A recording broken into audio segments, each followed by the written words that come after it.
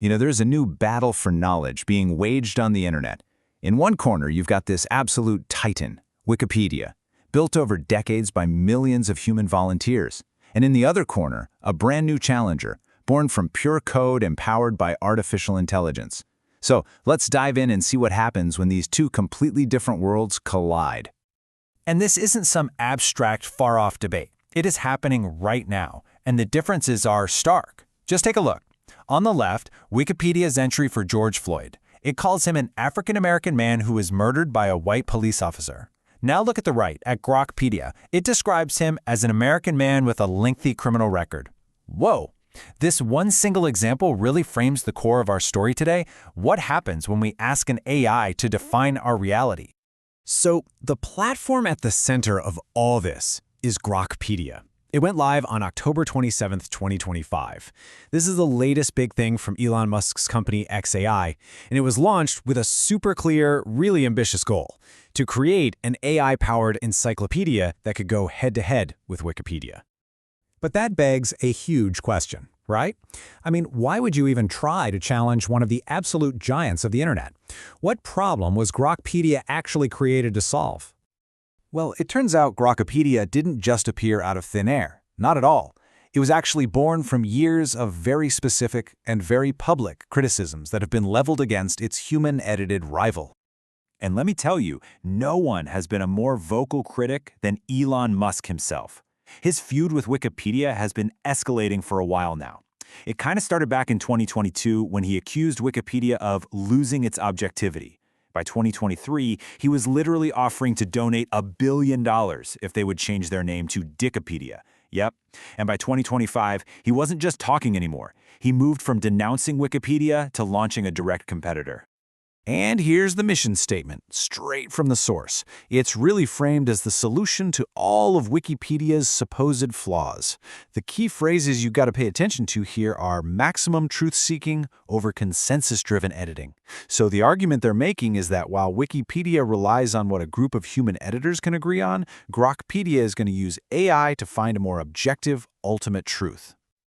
Okay, so with that mission in mind, let's take a closer look at what GrokiPedia actually is and how this AI-powered answer to Wikipedia is supposed to work.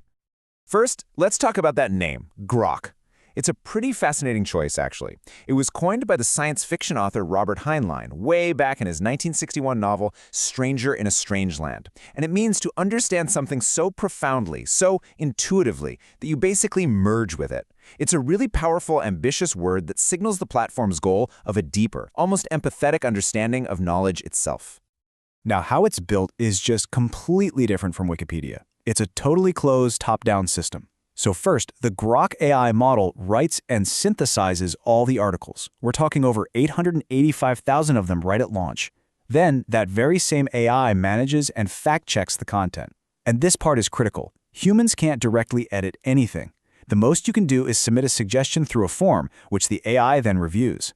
It is the polar opposite of Wikipedia's open, collaborative community model. So what we have here are two totally different philosophies for building an encyclopedia. One is human-driven, collaborative. The other is AI-driven and automated. So how do the final products actually compare? Let's get into the data. Okay, the first thing that just jumps right off the page is the sheer size. A recent study found that the average GrokiPedia article is over 65,000 words long. That is more than 3 times the length of the average Wikipedia article. The AI is clearly not at a loss for words. But here's the catch. Longer doesn't necessarily mean better sourced. When you actually adjust for the length, Wikipedia articles have almost 3 times as many references per 1,000 words. This kind of suggests that GrokiPedia is favoring big, long narratives over just dense, citation-backed facts. And the differences don't stop there. The same study found that Wikipedia articles have a significantly higher lexical diversity. All that means is they use a richer and more varied vocabulary. GrokiPedia's language, on the other hand, is less varied. And that kind of makes sense, right? It probably reflects the difference between hundreds of different human authors versus just a single AI model writing everything. And this brings us to a really key point, made by the Wikimedia Foundation itself. A lot of GrokiPedia's launch articles were actually adapted from Wikipedia. As their spokesperson pointed out, The human-created knowledge on Wikipedia is kind of the foundation that AI companies, including GrokiPedia, have to rely on to generate their own content. So this all leads us to the ultimate question, doesn't it? GrokiPedia was created to solve Wikipedia's supposed bias problem. Did it actually succeed, or did it just end up trading one kind of bias for another? The reception was complicated, to say the least. Critics almost immediately pointed out that instead of getting rid of bias, GrokiPedia just seemed to have a different one, a right-wing or anti-woke slant. It got accused of promoting debunked conspiracy theories, spreading misinformation on really serious topics like climate change, and even downplaying controversies related to Elon Musk and his companies. All of which, these critics argue, just reflects the views of its creator. But not everyone saw it that way. For some people, GrokiPedia was a welcome and totally necessary alternative.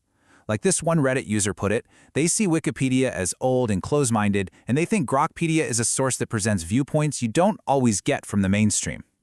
And this exchange gets right to the absolute heart of the debate, because another user immediately shot back, questioning whether an encyclopedia's job is to provide open-minded takes, or if it's just supposed to present verifiable facts.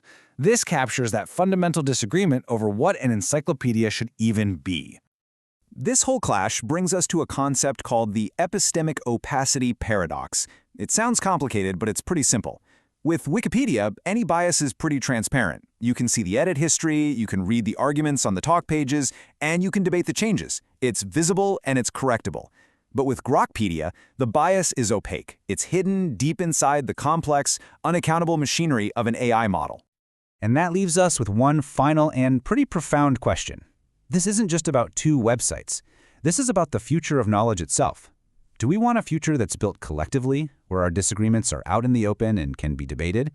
Or do we want one that's automated, super efficient and powerful, but where the sources of authority and bias are hidden deep inside a black box? The battle between Wikipedia and GrokiPedia, it's really just the beginning of this conversation.